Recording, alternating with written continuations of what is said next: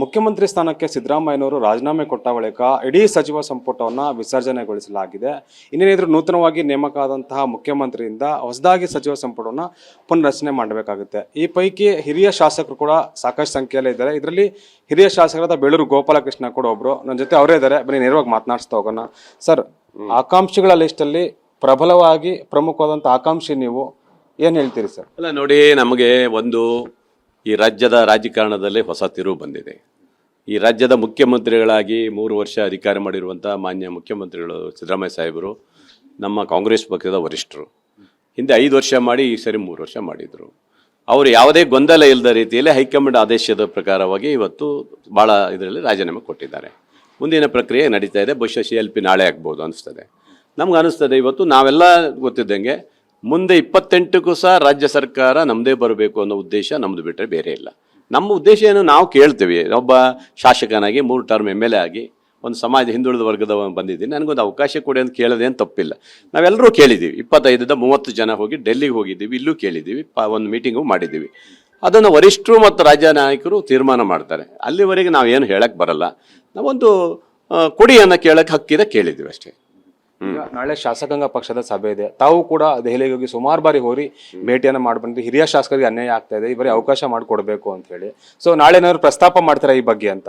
ನೋಡಿ, ನಮಗೆ ಏನಾಗಿದೆ, ನಾವು ಹೇಳಿದ್ದೀವಿ, ನೀವು ಹಳಬರು ಒಂದು 5-6 ಜನ ತಗೊಳ್ಳಿ, ಬಾಕಿ 20-22 ಜನರು ಬೇರೆ ಚೇಂಜ್ ಮಾಡಿ ಅಂತ ನಾವು ಹೇಳಿದ್ದೀವಿ.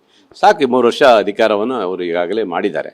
ಮುಂದೆ ಮತ್ತೊಂದಿಷ್ಟು ಯಂಗ್ ಜನ್ರೇಷನ್ಗೆಲ್ಲ ಕೊಡಿ ಅಂತ ನಾವು ಕೇಳಿದ್ದೀವಿ. ಹಾಗಾಗಿ ಕೇಳೋ ಹಕ್ಕಿದೆ, ಕೇಳಿದ್ವಿ ಬಿಟ್ಟರೆ ಬೇರೆ ಏನಿಲ್ಲ.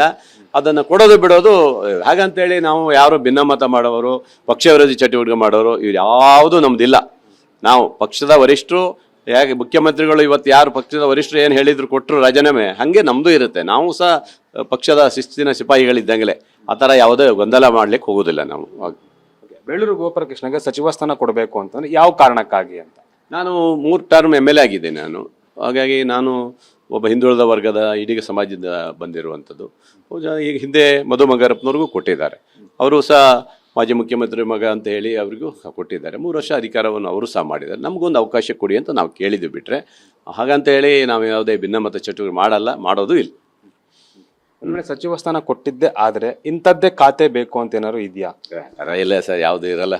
ಯಾವುದೇ ಖಾತೆಗಳನ್ನು ಕೇಳುವಂಥದ್ದು ಯಾರೂ ಇರೋದಲ್ಲ. ಸಚಿವ ಸ್ಥಾನವನ್ನು ಕೊಡಿ, ಒಂದಿಷ್ಟು ಕೆಲಸ ಮಾಡಲಿಕ್ಕೆ ಅವಕಾಶ ಕೊಡಿ ಅಂತ ಕೇಳ್ತೀವಿ ಬಿಟ್ಟರೆ ಇಂಥದ್ದೇ ಕೊಡಿ ಅಂಥದ್ದು ಕೊಡಿ ಅಂತ ಯಾರೂ ಹೇಳಲಿಕ್ಕೆ ಸಾಧ್ಯ ಇಲ್ಲ. ಹಾಗಾಗಿ ಇಷ್ಟಾಗಿದೆ. ಅದ್ರ ಜೊತೆಗೆ ಪ್ರಹ್ಲಾದ್ ಜೋಶಿ ಅವರು ಮತ್ತು ಸುನೀಲ್ ಕುಮಾರ್ ಅವರು ಹೇಳಿಕೆ ಕೊಟ್ಟಿದ್ದಾರೆ. ಮಾನ್ಯ ಸಿದ್ದರಾಮಯ್ಯವರು ರಾಜೀನಾಮೆ ಕೊಡಿಸಿರೋದು ಬಹಳ ಅನ್ಯಾಯ ಅಂತ ಹೇಳಿದ್ದಾರೆ. ಯಾವ ಉದ್ದೇಶ ಕೇಳಿದರೆ ನನಗೆ ಅರ್ಥ ಆಗಿದೆ. ಇದೇ ಸುನೀಲ್ ಕುಮಾರು ಮತ್ತು ಇದೇ ಪ್ರಹ್ಲಾದ್ ಜೋಶಿ ಅವರು ಅವತ್ತಿನ ಯಡಿಯೂರಪ್ಪನವರು ಏನು BJPಯ ನೇತಾರರು ಏನಿದ್ರು, ಯಡಿಯೂರಪ್ಪ ಹಿರಿಯರಾದ ಅವ್ರನ್ನ 20 ತಿಂಗಳಿಗೆ ಇವರೆಲ್ಲ ಸೇರಿ ಕಣ್ಣೀರು ಹಾಕಿ ರಾಜಭವನ ಕಳಿಸಿರೋದು ನೀವು ನೋಡಿದಿರಿ. ಆ ಥರ ಏನು ನಾವು ಮಾಡಿಲ್ಲ. ನಮ್ಮ ನಾಯಕರು ಕರೆಕ್ಟಾಗಿ ವರಿಷ್ಠರು ಹೇಳಿದಾಗೆ ತೀರ್ಮಾನ ಅವತ್ತೇ ಹೇಳ್ತಾ ಇದ್ರು. ವರಿಷ್ಠರು ಏನು ಹೇಳ್ತಾರೆ, ನನ್ನ ರಾಜೀನಾಮೆ, ಅದು ಅವ್ರ ಪ್ರಕಾರ ನಡ್ಕೊಂಡಿದ್ದಾರೆ. ಯಾವುದೇ ಪಕ್ಷಕ್ಕೆ ಯಾವುದೇ ತೊಂದರೆ ಇಲ್ಲ. ಇವ್ರು ಏನು ಮಾಡಿದ್ರು, ನೀವು ಕಣ್ಣೀರು ಹಾಕ್ಸಿಬಿಟ್ಟು ಯಡಿಯೂರಪ್ಪನ ರಾಜಭವನಕ್ಕೆ ಹೋಗಿಲ್ವಾ? ಆವಾಗ ನಿಮ್ಗೆ ಗೊತ್ತಿರಲಿಲ್ವ ನಿಮಗೆ? ಆ ಥರ ನಾವೇನು ಮಾಡಿಲ್ಲ. ಅಂದರೆ ಮಾತಾಡೋಕ್ಕೆ ಏನು ಬೇಕಾದ್ರೂ ಮಾತಾಡ್ತೀರಿ. ಇದೇ ಪ್ರಹ್ಲಾದ್ ಜೋಶಿ, ಇದೇ ಸುನೀಲ್ ಕುಮಾರ್ ಯಡಿಯೂರಪ್ಪನವ್ರು ಇಳಿಸಿರೋದು, ಇವರೆಲ್ಲ ಸೇರಿ ಇಳಿಸಿರೋದು. ಇವತ್ತು ಬಾಯಿ ಬಂದಾಗ ಮಾತಾಡ್ತಾರೆ. ನಿಮ್ಗೆ ಯೋಗ್ಯತೆನೇ ಇಲ್ಲ ಮಾತಾಡ್ಲಿಕ್ಕೆ ಅಂತ ನಾನು ನೇರವಾಗಿ ಹೇಳ್ತಾ ಇದ್ದೀನಿ ಅವ್ರಿಗೆ. ಇವತ್ತು ನಿಮಗೆ ಆ ಯೋಗ್ಯತೆನೇ ಇಲ್ಲ. ನಮ್ಮ ನಾಯಕರ ಬಗ್ಗೆ ಮಾತಾಡೋ ಯೋಗ್ಯತೆ ಇಲ್ಲ, ನಮ್ಮ ಹೈಕಮಾಂಡ್ ಬಗ್ಗೆ ಮಾತಾಡುವ ಯೋಗ್ಯತೆ ನಿಮಗಿಲ್ಲ ಅಂತ ನಾನು ಹೇಳ್ತಾ ಇದ್ದೀನಿ. ಭಾಳ ಜನ ಇವತ್ತು ಹೇಳ್ತಾರೆ SC ಕ್ಯಾಂಡಿಡೇಟ್ ಕೊಡಬೇಕಾಯ್ತು, ಇನ್ನೊಂದು ಕ್ಯಾಂಡಿಡೇಟ್ ಅಂತ ನಾರಾಯಣ ಸ್ವಾಮಿ BJPಯವರಲ್ಲಿ ಹೇಳಿದ್ದಾರೆ. ಹೌದು, ನೀವು ಯಾಕೆ ಕೊಟ್ಟಿಲ್ಲ? ಹಿಂದೆ ನಿಮ್ಮ ಸರ್ಕಾರ ಇತ್ತಲ್ಲ, ನೀವು 2 ಜನ ಮುಖ್ಯಮಂತ್ರಿ ಇವ್ರನ್ನೇ ಮಾಡಿದ್ರಲ್ಲ. ಯಾರನ್ನ? ಯಡಿಯೂರಪ್ಪನವ್ರು ಇಳ್ದೆ ಯಾರು ಮಾಡಿದ್ರಿ? ಬೊಮ್ಮಾಯಿಗೆ ಮಾಡಿದ್ರಿ, ನೀವು ಲಿಂಗಾಯತ್ರಿಗೆ ಮಾಡಿದ್ರಲ್ಲ. ನೀವು ನಿಮ್ಮಲ್ಲಿ ಇದ್ರಲ್ಲ, ಕೊಡ್ಬೋದಿತ್ತಲ್ಲ, ಯಾಕೆ ಕೊಟ್ಟಿಲ್ಲ? ಅಂದರೆ ನಿಮ್ಮ ಕಾಲದಲ್ಲಿ ಕೊಡೋಕ್ಕಾಗಲ್ಲ, ನಮ್ಮ ಕಾಲದಲ್ಲಿ ಈ ಥರ ಪ್ಲೇಟ್ ಚೇಂಜ್ ಮಾಡ್ತಾಯಿದ್ರಿ.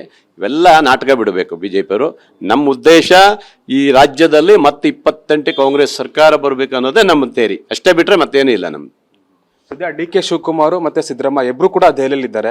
ಈ ವೇಳೆ ಹಿರಿಯ ಶಾಸಕರ ತಂಡ ಹೋಗಿ ಮತ್ತೆ ಇವರ ಜೊತೆಗೆ ಹೈಕಮಾಂಡ್ ಜೊತೆ ಭೇಟಿ ಮಾಡಿ ಮತ್ತೊಂದ್ಸತಿ ಒತ್ತಡ ಅಥವಾ ಮನವಿ ಮಾಡೋ ಸಾಧ್ಯತೆ ಇದೆಯಾ? ಮಾಡ್ಬೋದು, ಇಲ್ಲ ಅಂತ ಇಲ್ಲ. ಯಾರು ನೋಡಿ, ಅವರು ಬೇಡ ಅನ್ನಕ್ಕೆ ಯಾರು ನಾವು ಅಲ್ವಾ? ಅವ್ರ ಜೊತೆ ಹೋದವರೆಲ್ಲ ಇರ್ತಾರೆ. ಸಾಹೇಬ್ರು ಹೇಳಿ ಅಂತ ಹೇಳ್ಬೋದು, ನಮ್ಗೆ ಅವಕಾಶ ಮತ್ತೆ ಮುಂದುವರಿಸಿ ಕೊಡಿ ಅಂತ ಕೇಳ್ಬೋದು. ಇವೆಲ್ಲ ಕೇಳ್ತಾರೆ. ಅದಕ್ಕೆಲ್ಲ ನಾವು ಬೇಡ ಅನ್ನೋಕ್ಕಾಗಲ್ಲ. ಅದನ್ನು ನಿರ್ಧಾರ ಮಾಡೋದು ಹೈಕಮಾಂಡು ಮತ್ತು ರಾಜ್ಯ ನಾಯಕರು ತೀರ್ಮಾನ ಮಾಡ್ತಾರೆ. ಆದರೆ ಹೊಸಬರಿಗೆ ಅವಕಾಶ ಕೊಡ್ಬೇಕಂತ ನಮ್ಮದು ಒಂದು ಹಕ್ಕಿದೆ.